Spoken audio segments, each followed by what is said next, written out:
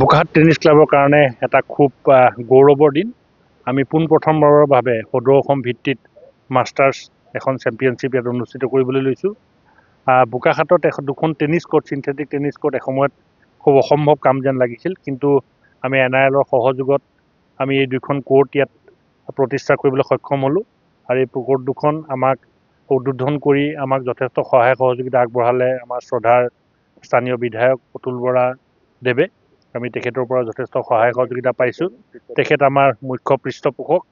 আমি আশা কৰোঁ আজিৰ খেলখনে বোকাখাটত যি নতুন এক ক্ৰীড়াৰ শৈলীৰ সৃষ্টি হৈছে, ক্ৰীড়াৰ এক বাতাবৰণ সৃষ্টি হৈছে, তাত এক যোগাত্মক দিশ ইয়াত নতুন ধৰণে বাতাবৰণ এক সৃষ্টি কৰিব আৰু টেনিছক জনমুখী কৰি তোলাৰ ক্ষেত্ৰত আজিৰ এই খেলখনে যথেষ্ট অৰিহণা যোগাব। আমি সকলো প্ৰতিযোগীলৈ শুভেচ্ছা জনালোঁ আৰু ৰাইজৰ সহায় সহযোগিতা কামনা কৰোঁ।